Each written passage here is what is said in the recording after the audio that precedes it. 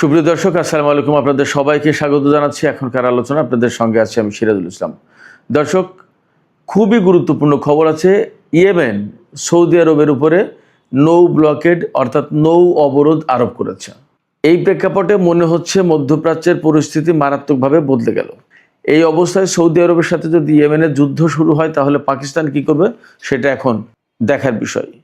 এদিকে ইরানের president Masoud Pezeshkian তিনি পরিষ্কার ঘোষণা দিয়েছেন যে আমেরিকার সাথে মূলত ইরান এখন ফুল স্কেল অর্থাৎ পূর্ণাঙ্গ যুদ্ধের ভেতরে রয়েছে এবং এই যুদ্ধের প্রেক্ষাপটে দেশের জনগণকে যে কোনো পরিস্থিতির জন্য প্রস্তুত থাকার কথা বলেছে। এদিকে ওয়াশিংটন পোস্ট, আমেরিকার খুব প্রভাবশালী পত্রিকা, সেই পত্রিকা বলছে যে আমেরিকা এবং ইরান একেবারে পূর্ণাঙ্গ যুদ্ধের দ্বার প্রান্তে। এদিকে আজকে ইরানের আইআরজিসির নৌ ইউনিট অর্থাৎ নৌবাহিনী বাহরাইন এবং কুয়েতে 3 দফা হামলা চালিয়েছে। এই হামলাগুলো মার্কিন নৌবাহিনীকে লক্ষ্য করে। 2 দিন আগে যে বলেছিল সেই ঘোষণা সম্ভবত বাস্তবায়ন শুরু হয়েছে। এপাশে দক্ষিণ কোরিয়া মধ্যপ্রাচ্য থেকে তাদের সমস্ত নাগরিকদের সরে যেতে বলেছে, চলে যেতে বলেছে। এদিকে ভারতের পক্ষ থেকে বলা হয়েছে তাদের কোনো নাগরিক যেন এই মুহূর্তে ইরান সফর না করে, অর্থাৎ ইরানে যাওয়া নিষেধ। তার মানে দাঁড়াচ্ছে পরিস্থিতি খুবই খারাপ। এই অবস্থায় তেলের দাম বেড়ে $90 উপরে চলে গেছে প্রতি ব্যারেল। আমেরিকায় তারা গ্যাসোলিন বলে, গ্যাসোলিনের দাম প্রতি গ্যালন $4 পৌঁছেছে, যেটা 1 বছর আগে এর চেয়ে অনেক কম ছিল। তার মানে আমেরিকার ভোক্তাদের ভেতরেও কিন্তু একটা মারাত্মক অসন্তোষ তৈরি হচ্ছে। এই প্রেক্ষাপটে মার্কিন পররাষ্ট্রমন্ত্রী মার্কো রুবিও বলেছেন তাদের সামনে কূটনীতির দরজা খোলা। এদিকে ইরানের পক্ষ থেকে পররাষ্ট্র মন্ত্রণালয়ের মুখপাত্র ইসমাইল বাকাই তিনি বলেছেন যে তারা সুনির্দিষ্ট মিডিয়েটর অর্থাৎ মধ্যস্থতাকারীদের পক্ষ থেকে যুদ্ধবিরতি বা যুদ্ধ কমানোর প্রস্তাব পেয়েছেন, কিন্তু ইরান এই বিষয় নিয়ে ভাবছে না। ইরানের পক্ষ থেকে বরং ঘোষণা দেওয়া হয়েছে আইআরজিসির পক্ষ থেকে যে তারা মার্কিন বাহিনীকে চরম শিক্ষা দেবে, যে শিক্ষার কারণে বিশ্বের আর কেউ যাতে ইরানের দিকে আগ্রাসন চালানোর চিন্তাও না করে। সুপ্রিয় দর্শক, আপনারা বুঝতেই পারছেন আমি যে খবরগুলোর মূল পয়েন্ট তুলে ধরলাম সেগুলো প্রত্যেকটা কত গুরুত্বপূর্ণ এবং এই মুহূর্তে মধ্যপ্রাচ্য কার্যত অগ্নিকুণ্ডের উপরে দাঁড়িয়ে আছে এরকম একটা পরিস্থিতি। এই অবস্থা আসলে কি হতে যাচ্ছে এবং আদৌ কি কূটনৈতিক কোনো প্রক্রিয়া এখানে কাজে লাগবে কিনা, এ সমস্ত নিয়ে আমি বিস্তারিত আলোচনা করার চেষ্টা করব। আশা করি আপনারা শেষ পর্যন্ত সঙ্গে থাকবেন। আর ভিডিও ভালো লাগলে লাইক, কমেন্ট, শেয়ার করবেন এবং চ্যানেলটি সাবস্ক্রাইব করে সাথেই থাকবেন। দর্শক, চলুন বিস্তারিত আলোচনায় চলে যাই। প্রথমেই যে খবর আমি আপনাদেরকে জানিয়েছি সেটার একটু ইলাবোরেট করি। সৌদি আরবের উপরে ইয়েমেন একেবারে পরিষ্কারভাবে নৌ অবরোধ আরোপ করেছে, অর্থাৎ সৌদি আরব এখন আর ইয়েমেনের উপকূলীয় ভাগ বা ইয়েমেনের নিয়ন্ত্রণে যে সমস্ত জলসীমা আছে সেগুলো আর পার হতে পারবে না। সেটা কি? বাব আল মানদেব প্রণালী। এখানে আমাদের অনেকের প্রশ্ন আসতে পারে যে সৌদি আরব বাব আল মানদেব প্রণালী ব্যবহার করে কিনা। সৌদি আরব হরমুজ প্রণালী ব্যবহার করে যে সমস্ত তেল ইউরোপ আমেরিকার দিকে পাঠায় বা উত্তর আফ্রিকার দিকে পাঠায়, সেই সমস্ত তেল এডেন উপসাগর হয়ে বাব আল মানদেব প্রণালী হয়ে লোহিত সাগর দিয়ে, সুয়েজ খাল দিয়ে, ভূমধ্যসাগর দিয়ে যায়। আর এই হরমুজ প্রণালীর ক্রাইসিসের কারণে তেলের একটা বিরাট অংশ প্রায় প্রতিদিন লোহিত সাগরের যে ইয়ানবু বন্দর, এই বন্দর দিয়ে প্রায় 50 থেকে 60 লাখ ব্যারেল তেল পরিশোধিত অপরিশোধিত মিলে রপ্তানি করে। এই তেলের একটা অংশ ইউরোপের দিকে, উত্তর আফ্রিকার দিকে যায়, আর একটা অংশ এশিয়ার দিকে আসে।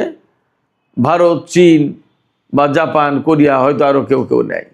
তো সেক্ষেত্রে এই হরমুজ প্রণালী ব্যবহার করে তেল পাঠালেও অথবা ইয়ানবু বন্দর ব্যবহার করে তেল পাঠালেও বাব আল মানদেব প্রণালী ব্যবহারের কিন্তু প্রশ্ন আসে।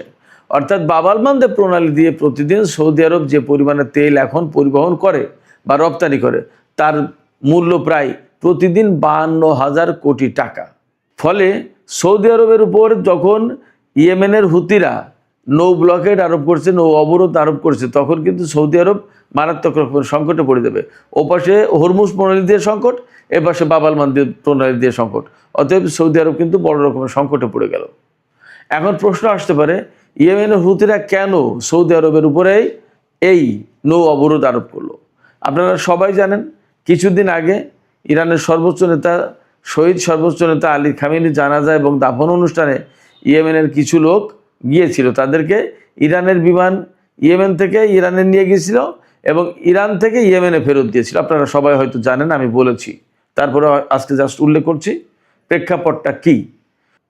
যেদিন ইয়েমেনের লোকজনকে ইরান থেকে ইয়েমেনে নিয়ে গেছে, সেদিন কিন্তু সানা আন্তর্জাতিক বিমানবন্দরে সৌদি আরব বোমা বর্ষণ করেছে। ফলে ইরানের বিমান সেখানে নামতে পারেনি, নেমেছিল আল হুদাইদা বিমানবন্দরে।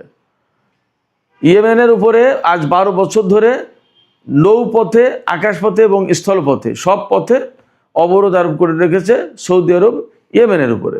2021 সালে যুদ্ধবিরতি হলেও, এখন সৌদি আরবের সাথে ইয়েমেনের যুদ্ধ না থাকলেও এই অবরোধ কিন্তু তারা তোলেনি।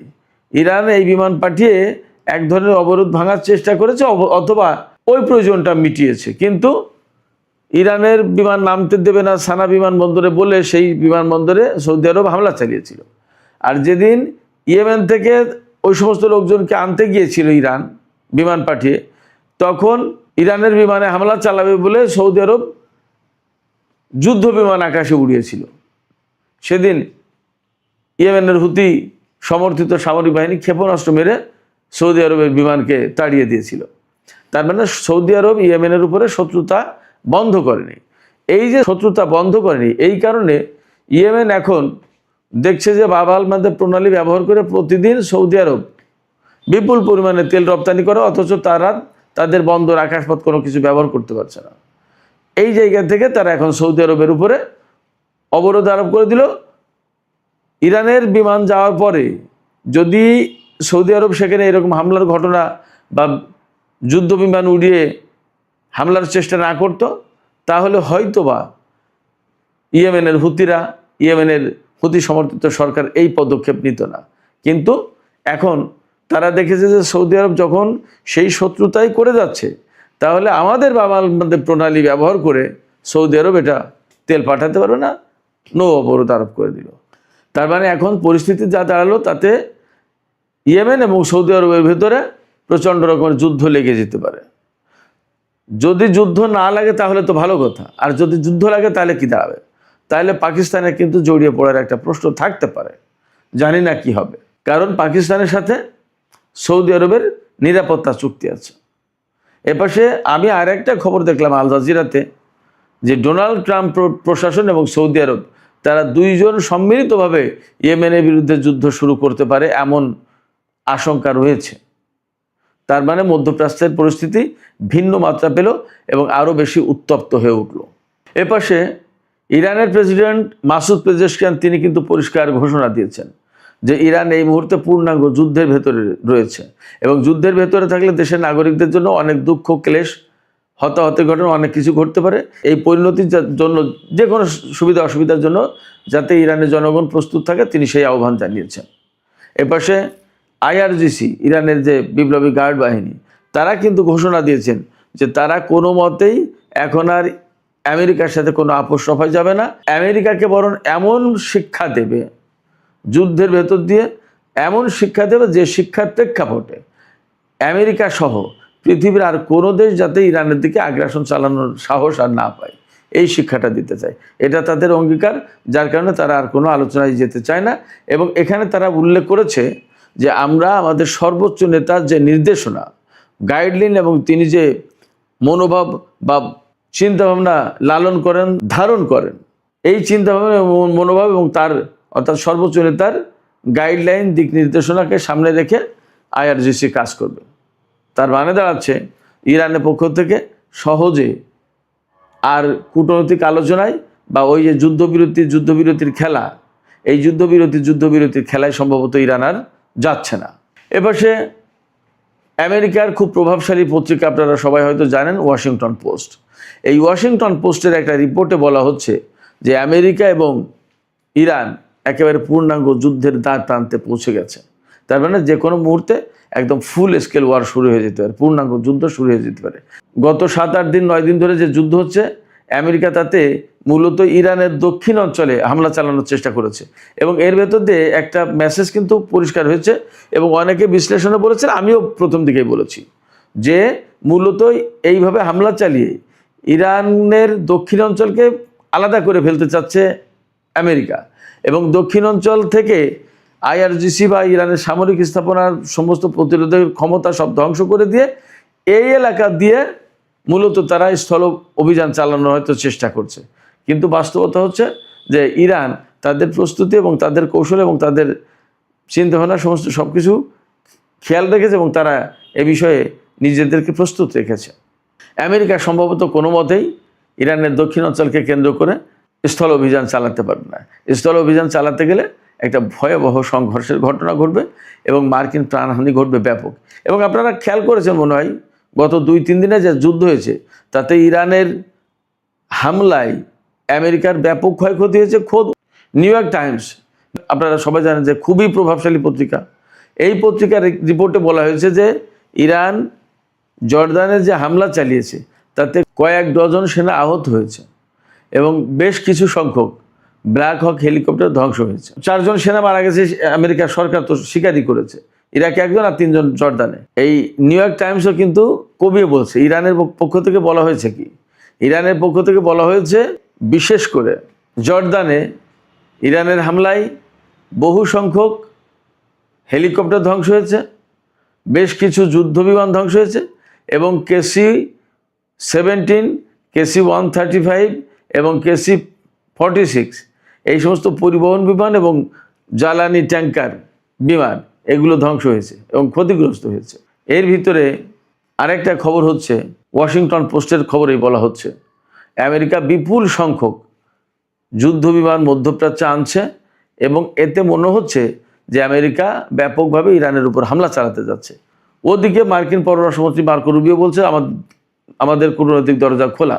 আবার কোনো মাধ্যমে হয়তো তুরস্ক বা কাতার অথবা পাকিস্তান এর কোনো না কোনো দেশের মাধ্যমে ইরানের কাছে এই মেসেজ দিয়েছে যে আসুন আমরা আবার আলোচনায় ফিরি, শান্তি আলোচনা করি। কেন? যখন ইরান প্রচণ্ড রকমের প্রতিরোধমূলক যুদ্ধ চালাচ্ছে আমেরিকার উপরে, আমেরিকার ক্ষয়ক্ষতিও হচ্ছে ব্যাপকভাবে, সেনা মারা যাচ্ছে এবং তাদের সামরিক ঘাঁটি স্থাপনা এবং প্রচুর সংখ্যক বিমান হেলিকপ্টার ধ্বংস হচ্ছে সেই সময়। আচ্ছা, এপাশে ওয়াশিংটন পোস্টের যদি খবর আমরা ধরি, ওয়াশিংটন পোস্টের খবরে কি বলা হচ্ছে যে আমেরিকা এবং ইরান পূর্ণাঙ্গ যুদ্ধের দ্বার প্রান্তে এবং প্রচুর সংখ্যক যুদ্ধ বিমান মধ্যপ্রাচ্যে নেওয়া হচ্ছে। তার মানে কি এই সমস্ত বিমান এনে তো ইরানের উপর হামলা চালাবে। ঠিক সেই মুহূর্তে আবার ইরানকে কূটনীতির আলোচনার ফাঁদে ফেলার চেষ্টা করছে। তারা এমন মেসেজ দিতে চায় যে আমরা এই মুহূর্তে যুদ্ধ কমাতে চাইছি, অথচ ভেতরে ভেতরে যুদ্ধের প্রস্তুতি নিচ্ছে, প্রচুর সংখ্যক বিমান আনছে।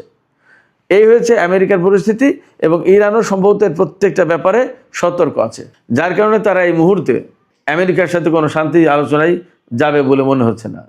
এপাশে আমি ইয়েমেনের যে ব্লকেড সৌদি আরবের উপর, এই ব্যাপারে আমি আর একটা বিকল্প আলোচনা করি। সেটা হচ্ছে এই যে এই মুহূর্তে আমেরিকা ইরানের বিরুদ্ধে চরমতম লড়াই যাচ্ছে বলে মনে হচ্ছে, আমার কাছেও মনে হচ্ছে। যদি তাই হয় তাহলে কি দাঁড়াচ্ছে? তাহলে ওই বাব-আল মানদেব প্রণালী, লোহিত সাগর আমেরিকার ব্যবহার করার প্রশ্ন আছে। কিন্তু লোহিত সাগর এবং বাব-আল মানদেব প্রণালী পার হয়ে ভারত মহাসাগর, আরব সাগর, ওমান উপসাগর এই দিকে আমেরিকার যুদ্ধ জাহাজ কিন্তু আনার প্রশ্ন আছে।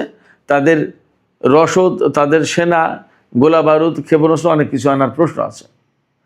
সেক্ষেত্রে যদি বাব-আল মানদেব প্রণালী হুতিরা বন্ধ করে দেয় এখন, তাহলে আমেরিকা কিন্তু ওই কাজটা করতে পারবে না।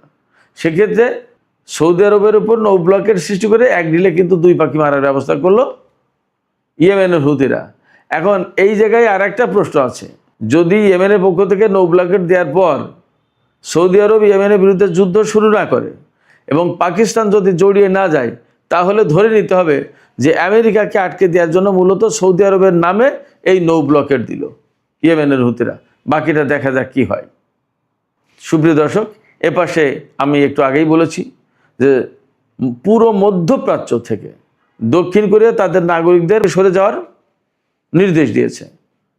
আমি 2 দিন আগে খবর দিয়েছিলাম যে মধ্যপ্রাচ্য ছাড়ার জন্য মার্কিন নাগরিকদের আমেরিকা নির্দেশ দিয়েছে। মধ্যপ্রাচ্যের সব দেশ, এখন আজকে দক্ষিণ কোরিয়া। এবং একই সাথে ভারতের যে কাহিনী আছে সেটা হচ্ছে ভারত ইরানে তাদের নাগরিকদের সফর নিষিদ্ধ করেছে। তার মানে ধরে নেওয়া যায় যে আমেরিকা খুব দ্রুত অল্প সময়ের ভিতরে ইরানের বিরুদ্ধে ব্যাপক যুদ্ধ শুরু করবে। সেখানে ভারতের কাছে মেসেজ আছে, ভারত তার নাগরিকদের সতর্ক করেছে। তো সামগ্রিক যে সমস্ত কর্মকাণ্ড, যে সমস্ত তৎপরতা, যে সমস্ত ভাবসাব আলাপ আলোচনা যা দেখছি, তাতে মোটামুটিভাবে খুব অল্প সময়ের ভিতরে আবার ইরান আমেরিকা পূর্ণাঙ্গ যুদ্ধ শুরু হতে পারে। এবং এই যুদ্ধ যদি শুরু হয় তাহলে আমার কাছে মনে হচ্ছে আগের যুদ্ধের চেয়ে ভয়াবহ পরিস্থিতি হবে এবং মধ্যপ্রাচ্যে অনেক বড় রকমের একটা সংঘাত সৃষ্টি হবে। এই সংঘাতে সম্ভবত ইরানে যে সমস্ত আঞ্চলিক মিত্র ফোর্স রয়েছে, ইরাক, সিরিয়ায়, লেবাননে, ফিলিস্তিনে, ইয়েমেনে, এর প্রত্যেকেও সম্ভবত জড়িয়ে যেতে পারে যদি পূর্ণমাত্রার যুদ্ধ শুরু করে আমেরিকা। তো সুপ্রিয় দর্শক, এখনকার আলোচনা শেষ করব। আলোচনা শেষের আগে এই কথাই বলি যে মধ্যপ্রাচ্যের পরিস্থিতি আসলে যে কোনো সময় চেয়ে এখন অনেক বেশি খারাপ।